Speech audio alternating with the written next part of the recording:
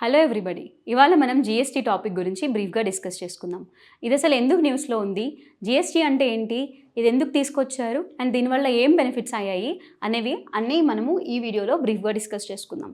అసలు ఇది ఎందుకు న్యూస్లో ఉందంటే, మన chief economic adviser Arvind Subramanian గారు జిఎస్టీ గురించి 7 years టెన్యూర్ కంప్లీట్ చేసుకున్న జిఎస్టీ గురించి ఒక మీటింగ్ కండక్ట్ చేసినప్పుడు దాంట్లో ఈ జిఎస్టీ గురించి కొన్ని టర్మ్స్ యూజ్ చేసి దీన్ని డిస్క్రైబ్ చేశారనమాట.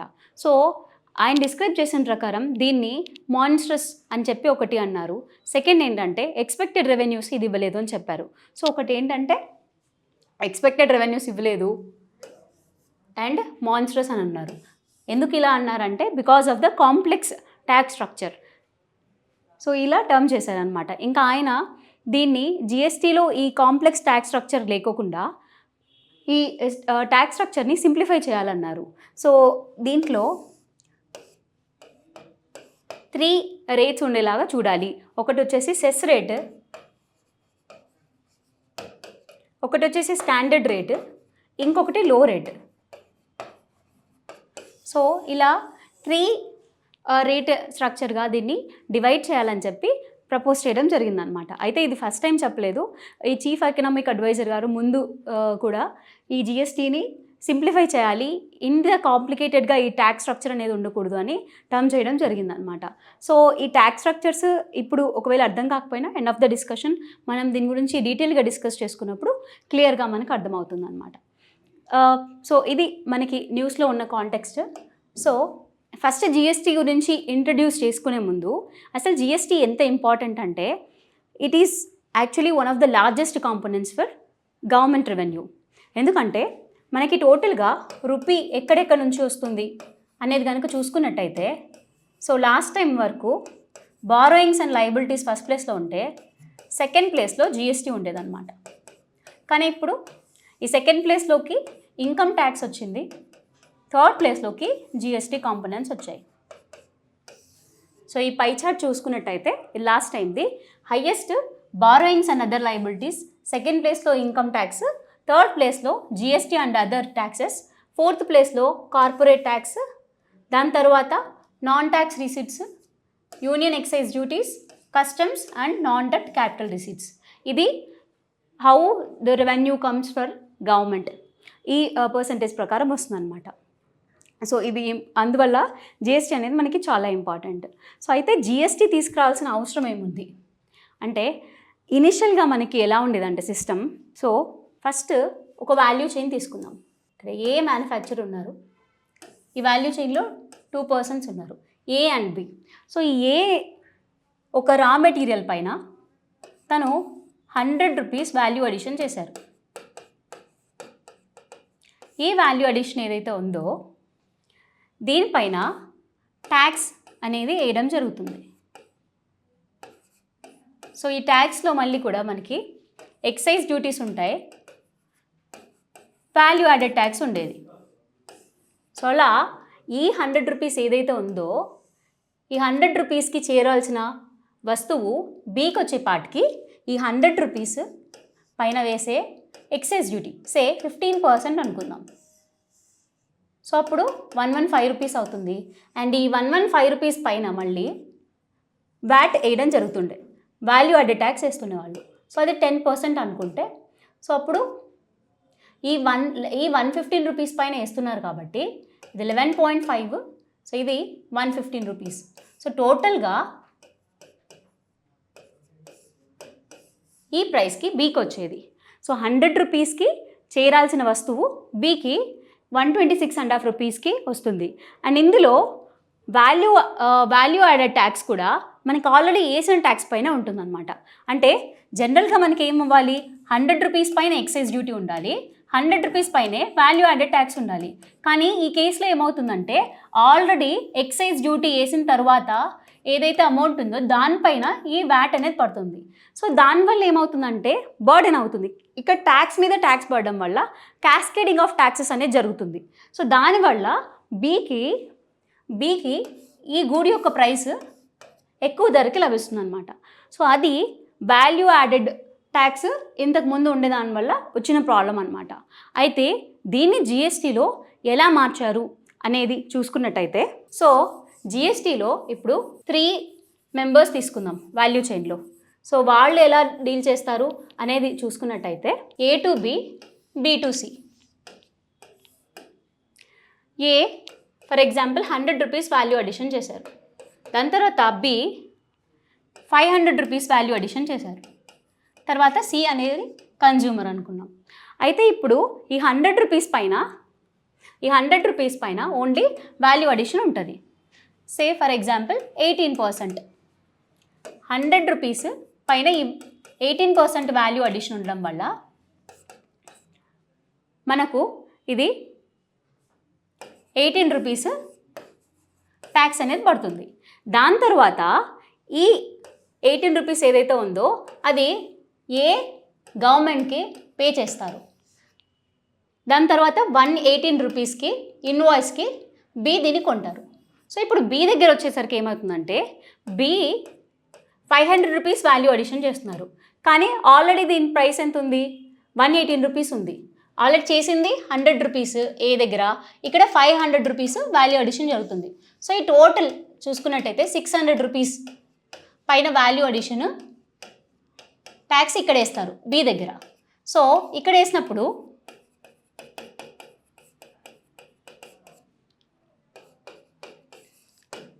సో ఇంత 108 రూపీస్ Bకి వాల్యూ అడిషన్ ట్యాక్స్గా పడుతుంది. అయితే ఇక్కడ B కనుక ఏ దగ్గర నుంచి రిసీప్ట్ తీసుకొని ఏ ట్యాక్స్ పే చేశాడు అనేది కనుక గవర్నమెంట్కి సబ్మిట్ చేస్తే ఈ 18 రూపీస్ ఏదైతే ఉందో ఆల్రెడీ పే చేసిన అమౌంట్ అది Bకి రీఫండ్ అవుతుంది అనమాట. సో ఇలా ఇన్పుట్ ట్యాక్స్ క్రెడిట్ మెకానిజం అనేది జరుగుతుంది.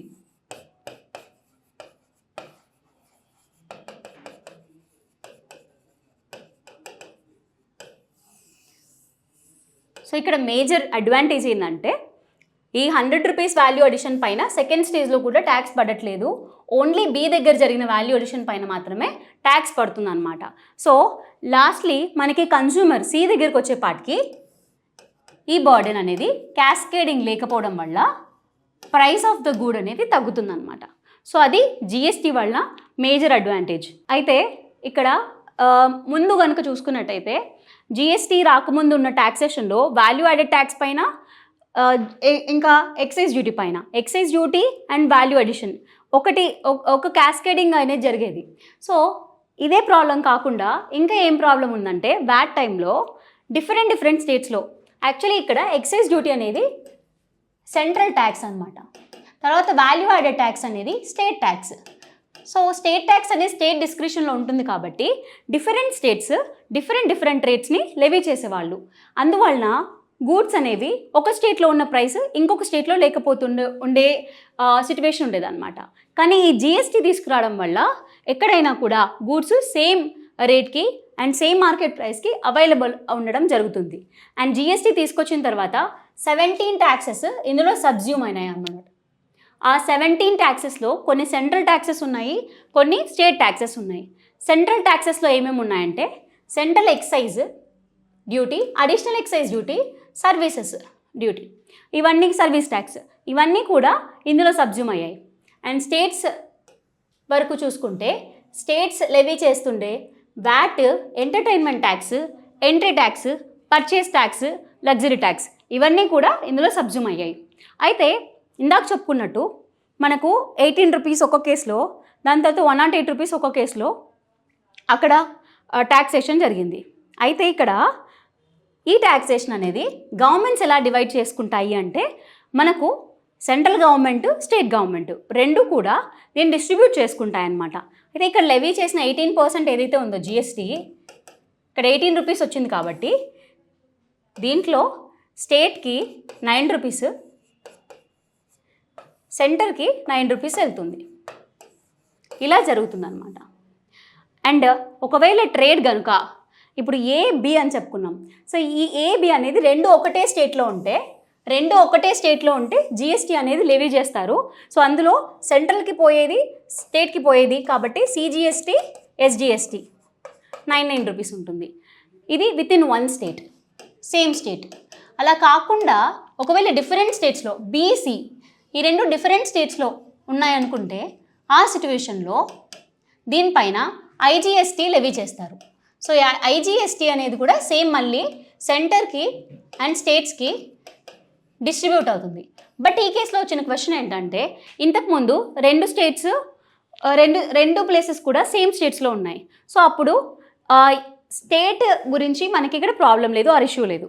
కాకపోతే ఇప్పుడు బీసీ కాంటెక్స్లో చూసుకున్నట్టయితే బి అనేది ఒక స్టేట్లో ఉంది, సి అనేది ఒక స్టేట్లో ఉంది. సో ఈ లెవీ చేసిన ఐజీఎస్ స్టేట్లో డివైడ్ అవుతుంది, సెంటర్కి ఏమో 9 రూపీస్ పోతుంది. కానీ ఇంకొక మిగిలిన అమౌంట్ ఏదైతే ఉందో అది బీకి వెళ్తుందా సికి వెళ్తుందా అనేది కనుక చూసినట్టయితే అది సికి వెళ్తుంది అనమాట. సో అందుకే దీన్ని ఏమంటారంటే destination based tax or consumption based tax అంటాం. So GST is destination and consumption based taxation. And జిఎస్టీని ఇంప్లిమెంట్ చేయడానికి 101st constitutional amendment act pass చేసి ఇంప్లిమెంట్ చేయడం జరిగింది. అండ్ ఈ అమెండ్మెంట్ ద్వారా ఒక కొత్త కాన్స్టిట్యూషనల్ బాడీని జిఎస్టీ కౌన్సిల్ని ఇంట్రడ్యూస్ చేశారు అండర్ ఆర్టికల్ 279A. సో దీంట్లో మెంబర్స్ ఎవరెవరు ఉంటారంటే ఈ జిఎస్టీ కౌన్సిల్లో ఒకరు మనకి యూనియన్ ఫినాన్స్ మినిస్టర్ దీనికి హెడ్గా వ్యవహరిస్తారు. అండ్ స్టేట్లో ఉన్న finance ministers or finance minister లేకపోతే కన్సర్న్డ్ ఆ డిపార్ట్మెంట్ని డీల్ చేస్తున్న రెవెన్యూ మినిస్టర్స్ కానీ వీళ్ళు కూడా దీంట్లో మెంబర్స్గా ఉంటారు. అండ్ వీళ్ళే కాకుండా ఇంకా స్టేట్స్ ఎవరినైనా మినిస్టర్ని నామినేట్ చేసినట్టయితే వాళ్ళు కూడా ఇందులో సభ్యులుగా ఉండి వ్యవహరించడం జరుగుతుందన్నమాట. సో ఇది జిఎస్టీ కౌన్సిల్ యొక్క కంపోజిషన్ గురించి. అండ్ జిఎస్టీ కౌన్సిల్ యొక్క పవర్స్ అండ్ ఫంక్షన్స్ ఏమున్నాయనే డిస్కస్ చేసుకున్నట్టయితే సో జిఎస్టీ కౌన్సిల్ ఏం చేస్తుంది అంటే ఫస్ట్లీ మనకు ట్యాక్స్ రేట్స్ అంటే ఎంత రేట్ పెట్టాలి, ఈ స్లాబ్స్ ఉంటాయి కదా వాటిని డిసైడ్ చేయడం జరుగుతుంది. రెండవది ఏంటంటే ఏ గూడ్స్ ఏ సర్వీసెస్కి మనం ఎగ్జామ్ చేయాలి జిఎస్టీ కౌన్సిల్ ఈ జిఎస్టీ ట్యాక్స్ నుంచి అనేది కూడా ఇందులో ఈ కౌన్సిల్ అనేది డిసైడ్ చేస్తుందన్నమాట. అండ్ ఇదే కాకుండా ఫ్లోర్ రేట్స్ ఎంత మినిమం ఫ్లోర్ రేట్ ఉండాలి ఒక ట్యాక్స్ లెవీ చేయడానికి అనేది కూడా డిటర్మైన్ చేయడం జరుగుతుంది. అండ్ ఒకటి ఏంటంటే important, and this is also a supreme court judgment, GST council recommend చేసిన ఏదైతే ఉన్నాయో ఆ రికమెండేషన్స్ అవి బైండింగ్ కాదు, they are only advisory in nature అనమాట. సో ఇది సుప్రీంకోర్టు జడ్జ్మెంట్లో కూడా మనకు తెలియజేయడం జరిగింది. అండ్ ఏదైనా ప్రైమరీ లెజిస్లేషన్స్ ఏవైతే ఉన్నాయో ఆర్ ప్రైమరీ ఇంపార్టెన్స్ ఏవైతే ఉన్నాయో వాటి మీద అసలు ఇవి బైండింగ్ కాదు. అండ్ ఓన్లీ సెకండరీ నేచర్లో ఏవైతే ఉన్నాయో ఆ సెకండరీ లెజిస్లేషన్స్ పైన లైక్ మైనర్గా చిన్నగా రూల్స్ మార్చడం ఇలాంటి వాటిపైన జిఎస్టీ కౌన్సిల్ ఏదైనా మార్పులు తీసుకోవచ్చు ఆర్ బైండింగ్లా ఉండొచ్చు అనమాట. నెక్స్ట్ సో ఈ జిఎస్టీ గురించి మాట్లాడుకునేటప్పుడు మనకి వాల్యూ చైన్లో ఇన్పుట్ ట్యాక్స్ క్రెడిట్ మెకానిజం ఎలా రన్ అవుతుందో చూసాం. సో ఏ నుంచి బీకి మనకి ఒక గూడ్ వెళ్ళినప్పుడు బి రీఫండ్ పొందొచ్చు. ఇదే మనకి ఇన్పుట్ ట్యాక్స్ క్రెడిట్ మెకానిజం అని చెప్పుకుంటాం అనమాట. అండ్ సెకండ్లీ ఇంకోటి ఏంటంటే ఐజీఎస్టీ గురించి డిస్కస్ చేసుకున్నాం. ఐజీఎస్టీ అనేది ఎప్పుడు వస్తుంది కాంటెక్స్లోకి, ఇన్ కేస్ ఒక స్టేట్ నుంచి ఇంకొక స్టేట్కి ట్రాన్సాక్షన్స్ జరిగేటప్పుడు ఆర్ ఈ మార్కెట్ ఎక్స్చేంజెస్ జరిగేటప్పుడు వస్తుంది. ఇంకొక సిచ్యువేషన్ ఏంటంటే ఎక్స్పోర్ట్స్ అప్పుడు కూడా. సో ఒక స్టేట్ ఏదైనా ఉంది, ఆ స్టేట్లో నుంచి కొన్ని గూడ్స్ని ఎక్స్పోర్ట్ చేస్తున్నారు. సో ఆ కాంటెక్స్లో మనకి ఐజీఎస్టీ అనేది లెవీ చేయడం జరుగుతుంది. అయితే ఇక్కడ ఏంటంటే ఐజీఎస్టీ ఏదైతే ఉందో లెవీ చేసింది ఎక్స్పోర్ట్స్ చేస్తున్నట్టయితే ఆ ఐజీఎస్టీ అంతా కూడా మనకి రిటర్న్ వస్తుందన్నమాట, రీఫండ్ జరుగుతుంది. ఎందుకంటే ఎక్స్పోర్ట్ ప్రమోషన్ కోసం ఇలాంటి కొన్ని ఇనిషియేటివ్స్ గవర్నమెంట్ తీసుకుంటారు. అందువల్ల ఐజీఎస్టీ ఏదైతే ఉందో ఇట్ ఈస్ ఎక్స్పోర్ట్ ఫ్రీ అనమాట. అండ్ ఇంకొకటి ఈ జిఎస్టీ పోర్టల్లో ఈవే బిల్ ఒకటి ఇంక్లూడ్ అయి ఉంటుంది, అంటే ఎలక్ట్రానిక్ వే బిల్స్ అనమాట. ఇప్పుడు ఫర్ ఎగ్జాంపుల్ ఒక స్టేట్ నుంచి ఇంకొక స్టేట్కి కొన్ని కన్సైన్మెంట్ ఆఫ్ గూడ్స్ వెళ్తున్నాయి. సో దీనికి సంబంధించిన డీటెయిల్స్ మొత్తం if it is 50,000 rupees worth or more than 50,000 rupees worth, ఆ కాంటెక్స్లో ఇప్పుడు మనకి ఎన్ని కన్సైన్మెంట్ ఆఫ్ గూడ్స్ వెళ్తున్నాయి, కన్సైనీ ఎవరు, దీనికి సంబంధించిన డీటెయిల్స్ అన్నీ కూడా ఎలక్ట్రానిక్ వే బిల్ ద్వారా మనకి జిఎస్టీ పోర్టల్లో యాడ్ చేయడం జరుగుతుంది. సో దీనివల్ల ఏంటంటే ఎక్కడా కూడా కరప్షన్ జరగకుండా ఆర్ లూప్ హోల్స్ లేకుండా ఈ ఫినాన్షియల్గా ప్రాపర్గా జరిగేలాగా ఇందులో ఉంటుందన్నమాట. అయితే జిఎస్టీ తీసుకొచ్చినప్పుడు మనకి కొన్ని యాక్ట్స్ ఎనాక్ట్ చేశారు. ఇప్పుడు సెంట్రల్ లెవెల్లో చూసుకున్నట్టయితే సిజిఎస్టీ యాక్ట్ ఒకటి, స్టేట్స్ లెవెల్లో చూసుకున్నట్టయితే ఎస్జిఎస్టీ యాక్ట్ ఒకటి, అండ్ సెంటర్ ఈ రెండు ఇది కాకుండా ఇంకా 2 యాక్ట్స్ని కూడా ఎనాక్ట్ చేయడం జరిగింది. ఒకటి ఏంటంటే ఐజిఎస్టీ యాక్ట్, ఇంకొకటి ఏంటంటే GST compensation act.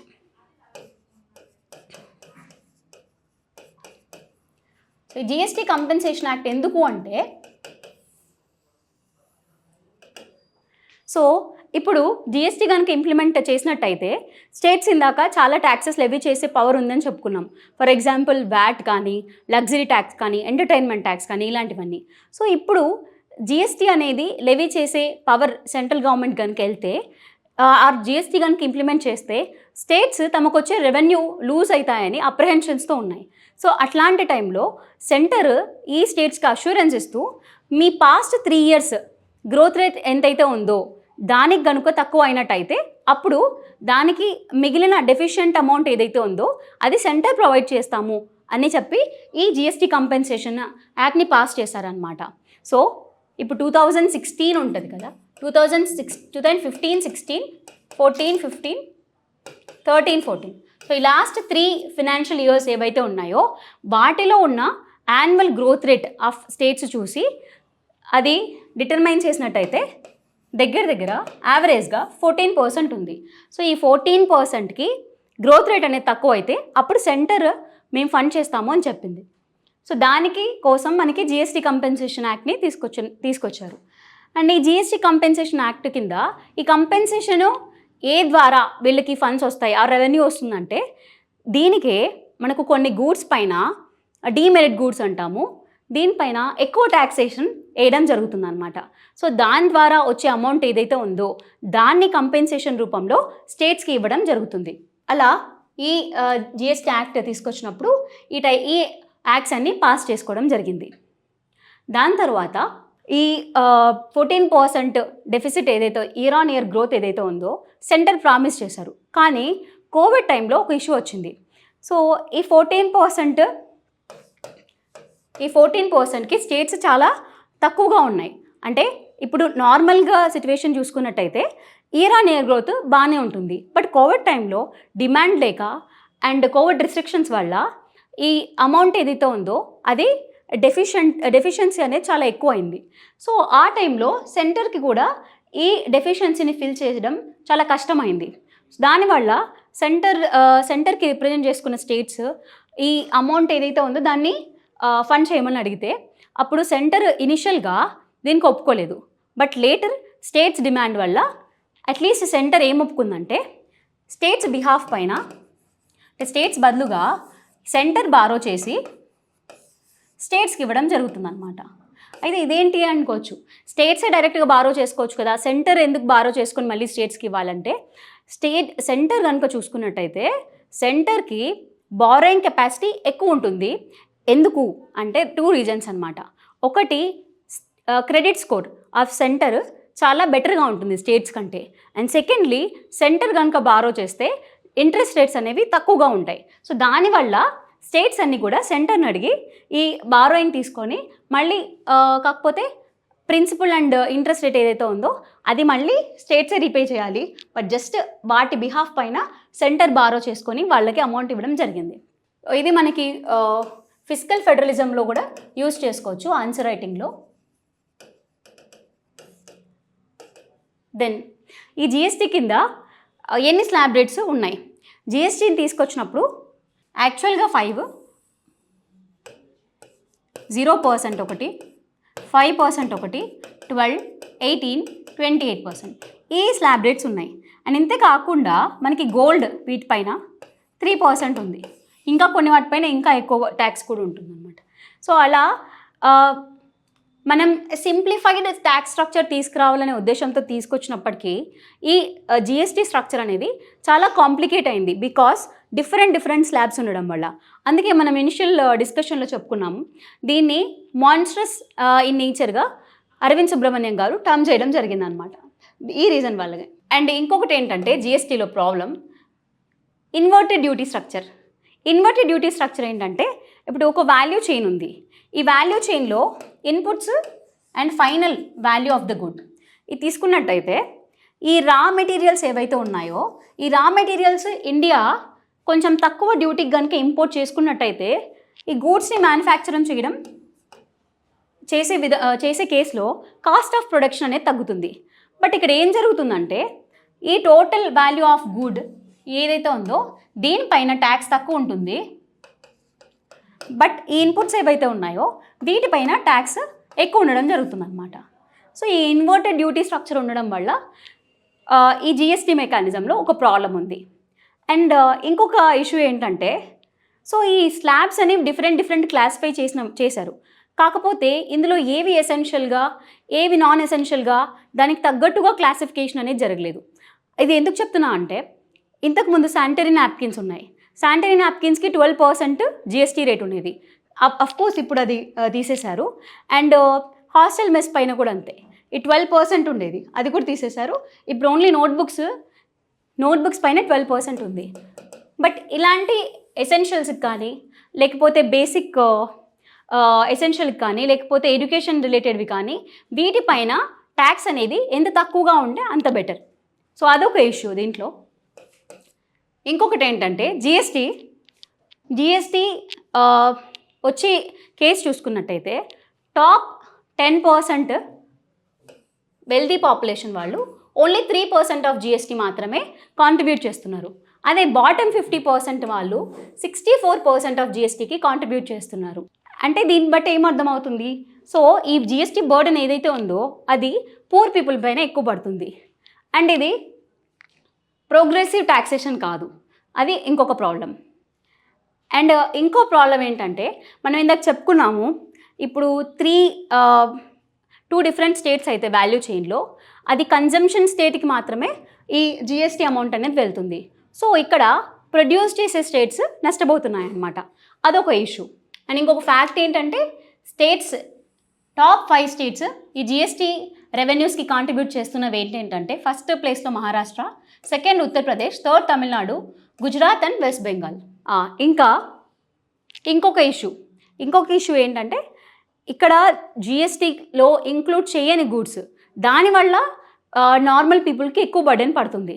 For example petroleum products. So petroleum products, electricity ఇవన్నీ కూడా జిఎస్టీ నుంచి ఎక్స్క్లూడ్ చేశారు. ఆల్కహాల్, రియల్ ఎస్టేట్ ఇవన్నీ ఎక్స్క్లూడ్ చేశారు.